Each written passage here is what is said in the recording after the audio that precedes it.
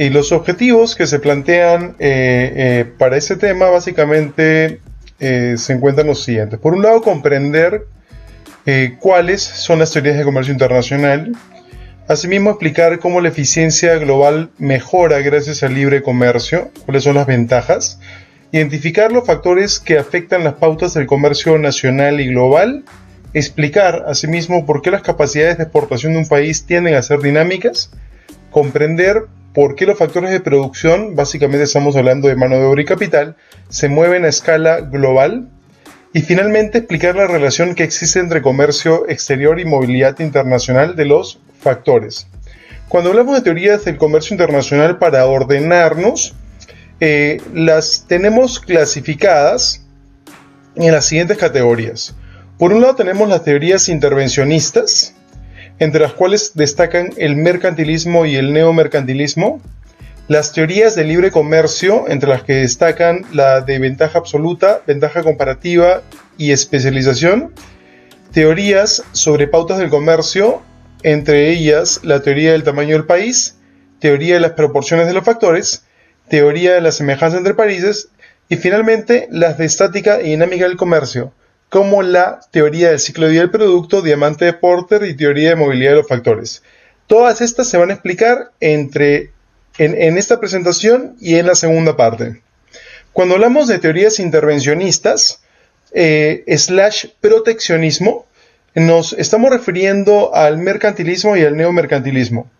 La premisa en el caso del mercantilismo como filosofía es básicamente que el país tenga un superávit comercial o una balanza comercial positiva, es decir, que exporte más de lo que se importe. La riqueza de un país está medido por la cantidad de oro y plata que se acumula. El mercantilismo se desarrolló en el siglo XVI y permaneció vigente durante 3 siglos.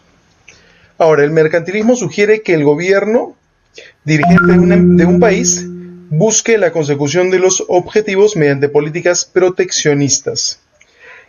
Años después, y estamos hablando del siglo XX, algunos países han adoptado nuevas medidas parecidas al mercantilismo, las cuales se engloban en un concepto llamado neomercantilismo o nuevo mercantilismo, que tienen el mismo objetivo, operar con balanzas comerciales positivas para, de alguna manera, satisfacer el clamor social o político. Entre los países que utilizan estrategias neomercantilistas se encuentran China, por ejemplo, quienes afectan su moneda o disminuyen el valor de su moneda versus el dólar para abaratar el precio de sus bienes. Por lo tanto, se convierte en un país absolutamente exportador de bienes manufacturados. Y por otro lado, también tenemos el subsidio. Países como Australia subsidian de manera intensa, aportan dinero, inyectan dinero a sectores claves de su país, como por ejemplo el sector textil, para no solamente darle mayor capacidad de trabajo a ese sector, sino darle también mayor competitividad para hacer frente a los productos importados de otros mercados. En teorías de libre comercio tenemos la teoría de la ventaja absoluta, que fue un concepto desarrollado por Adam Smith ya hace muchos años, cuando escribió el libro La riqueza de las naciones, en la que se estipula lo siguiente: la ventaja absoluta es la habilidad que se tiene para producir un bien usando menos insumos que otro productor. En otras palabras, ¿quién es capaz de producir utilizando menos recursos o más barato que otro país o otra empresa? Se menciona también que la ventaja absoluta puede ser natural o adquirida. ¿Qué es natural? Por ejemplo, un país que cuenta con una geografía privilegiada que le va a permitir desarrollar con mayor eficiencia y costos más bajos productos agropecuarios, agrícolas, por ejemplo. En el caso de Perú serían los espárragos o el café. Ahora, esas son las ventajas naturales o las capacidades naturales. Las capacidades adquiridas son las que se desarrollan a través del uso de la tecnología y la maquinaria. Por ejemplo, en los últimos años se se ha incrementado la importación y la exportación de bienes manufacturados, es decir, transformados en una fábrica, evidentemente, más que productos agrícolas. Entonces, países que de repente no cuentan con los recursos naturales que tienen otros países, logran suplir esa deficiencia o ese déficit con grandes capacidades productivas, gracias a su tecnología de punta.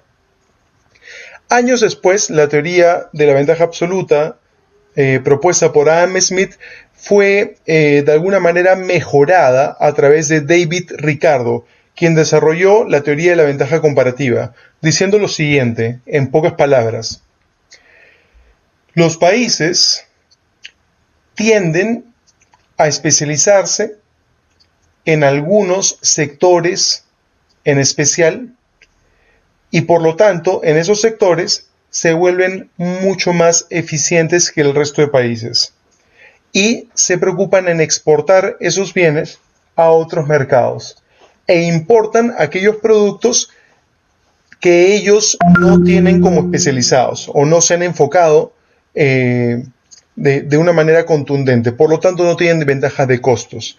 En resumen, bajo la teoría de la ventaja comparativa, los países exportan aquellos productos en los que son muy buenos y tienen costos bajos e importan aquellos productos que ellos realmente no tienen tantas ventajas y cuando se producen localmente son más costosos.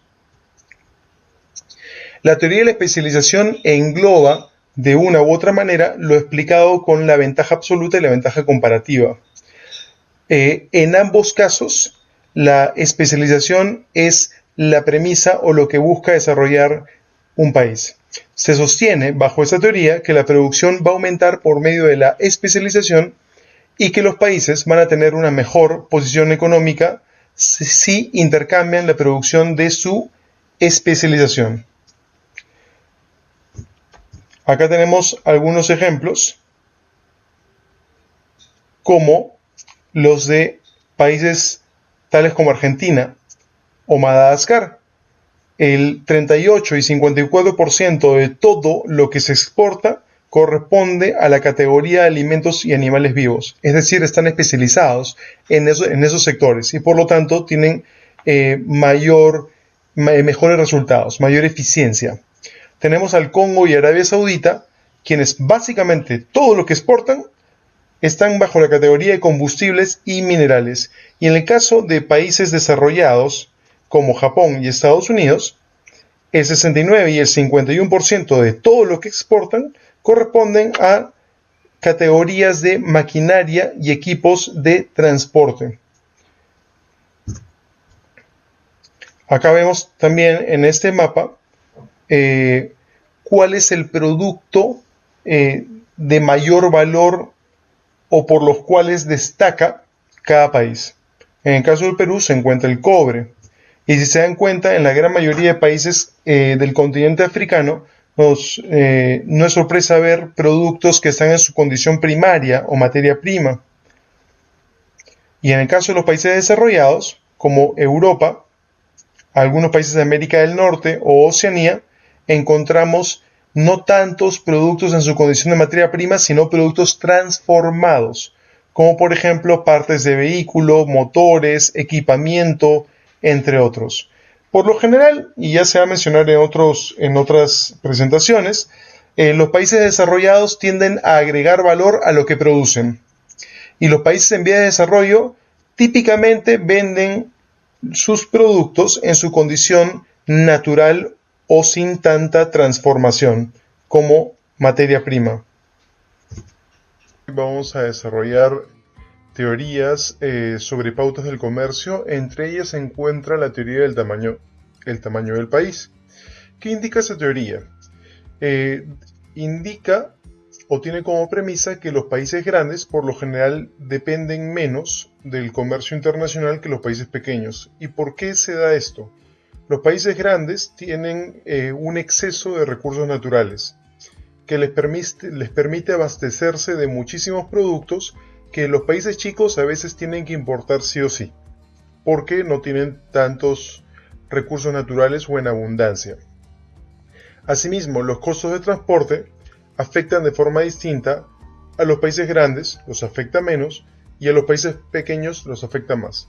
Es por ese motivo que en cualquier estadística de los países que exportan más o importan más, van a aparecer por lo general los mismos países que están dentro del grupo de los mercados desarrollados.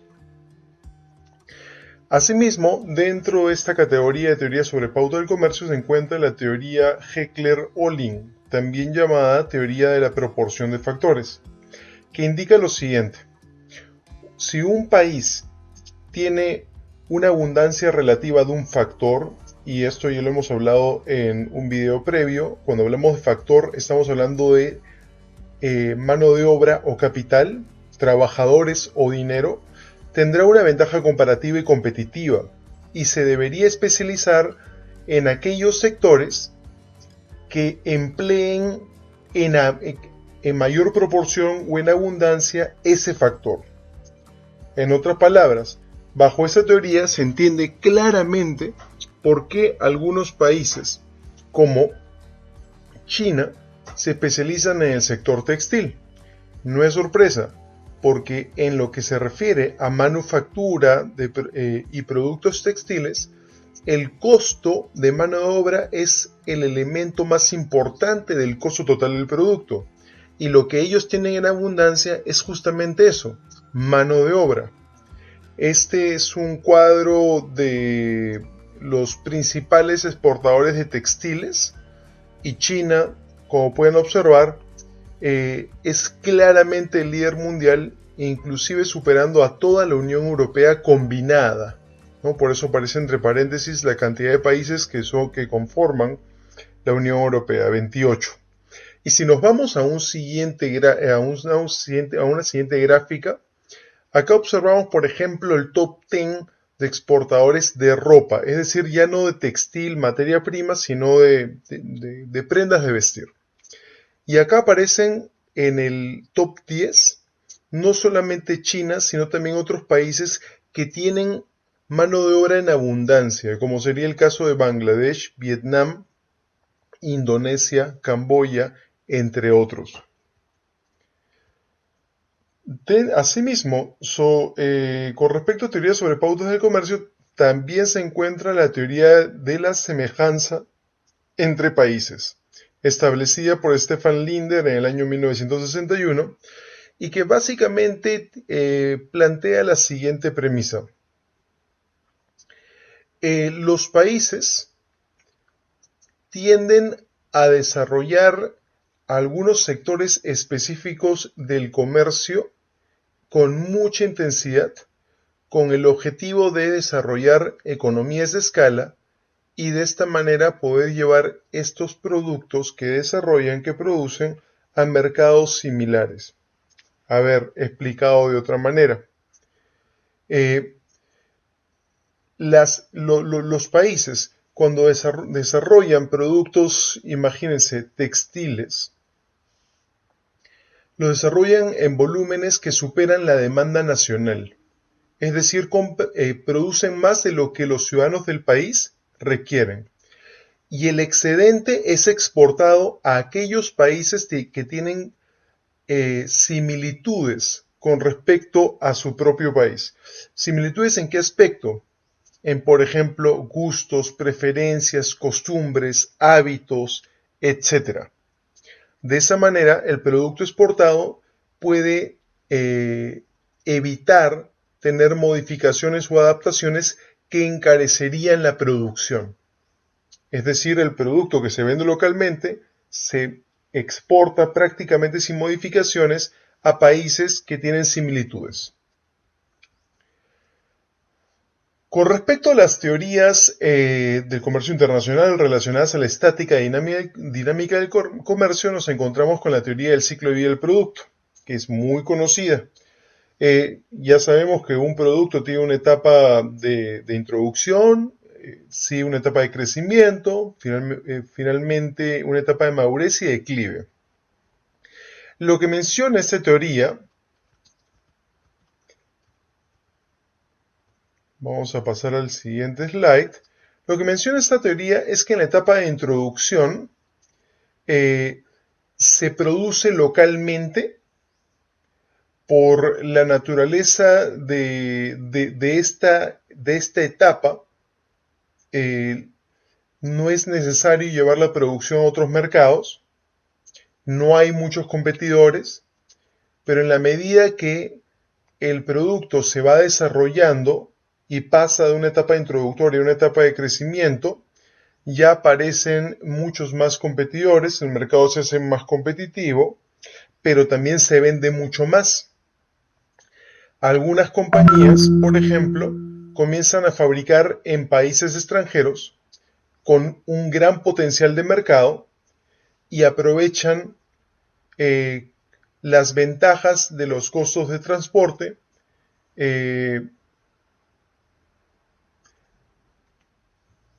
una vez que la etapa de crecimiento ya ha llegado a un punto de inflexión, pasamos a la etapa de madurez y en esta etapa el producto se convierte en un bien común, es decir, es un producto ya conocido por todos, el grueso de la población, la clase media ya está adquiriendo el producto, probablemente los costos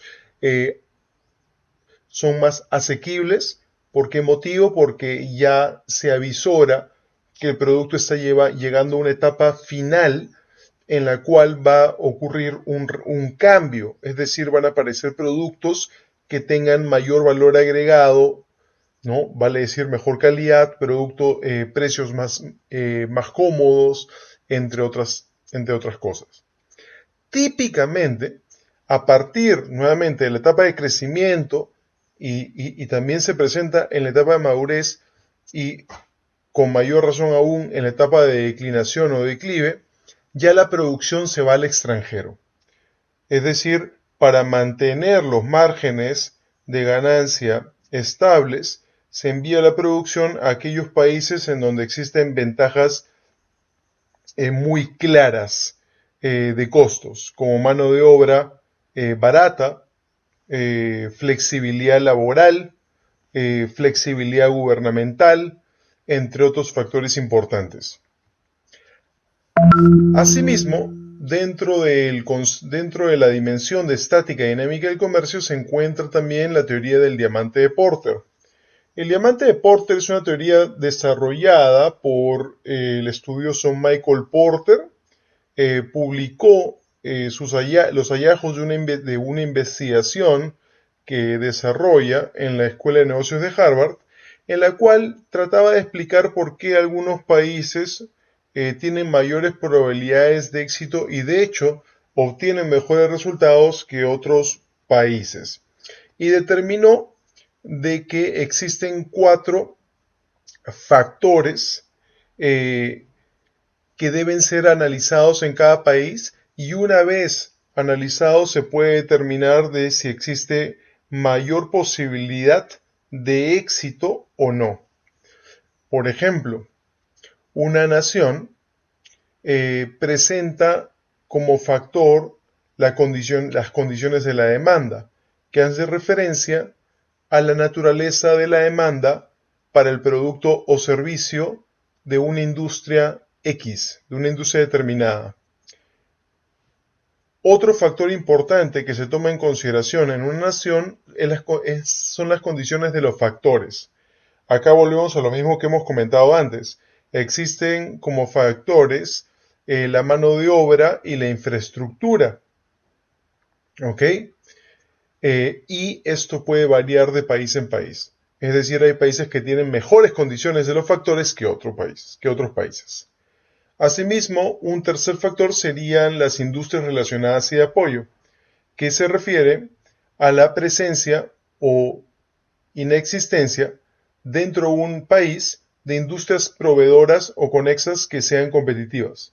Es decir, un país que cuenta con industrias relacionadas y de apoyo va a permitir a muchas industrias a lograr ser más eficientes, a tener mayor éxito.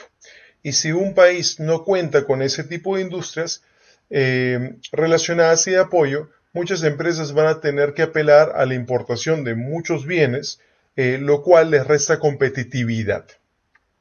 Y finalmente, el último factor a considerar en una nación y compararse con otras naciones sería la estrategia, estructura y rivalidad de las empresas, que básicamente se refieren a las condiciones de un país que rigen la forma en que las empresas se crean, se organizan y son dirigidas. Asimismo, se encuentra la teoría de la movilidad de los factores. Como se puede observar en esta imagen, estamos apreciando a un grupo de personas que transitan de un lugar a otro. En este mapa se entiende de un país a otro, y también el flujo de capital, es decir, inversiones o dinero. En este gráfico podemos observar el flujo de personas, que en otras palabras se entiende como migración. Típicamente los países desarrollados tienden a tener migración positiva. ¿Qué significa eso? Que ingresan a su país más personas de las que se van de su país. En cambio, los países que no están en una condición de desarrollo, sino en vías de desarrollo o en pobreza, tienen básicamente una migración negativa. Es decir, más ciudadanos de su país se van hacia otros mercados, ¿no?, que ciudadanos de otros países que ingresan a su territorio. Lo cual es muy lógico. Las personas por lo general van a buscar un progreso económico y van a tratar de asentarse en aquellos lugares donde tienen mayores posibilidades de lograr sus objetivos. Y por otro lado, tenemos el flujo de inversión extranjera directa. Cuando hablamos de dinero o inversiones, nos referíamos básicamente a eso. Cuando una empresa decide desarrollar negocios en otros mercados, en otros países. La tendencia en los últimos años indica lo siguiente. Los países emergentes son los que están en estos momentos atrayendo mayor inversión extranjera. ¿Y por qué motivo? Los países en vías de desarrollo, como su nombre lo indica, están en pleno proceso de desarrollo de infraestructura, entre otros aspectos. Por lo tanto, requieren desarrollar muchísimos proyectos que en países desarrollados pues ya se han consumado, ya se han logrado. Es por eso que empresas de países desarrollados justamente se dirigen hacia esos países en vías de desarrollo o emergentes para implementar estos proyectos de desarrollo.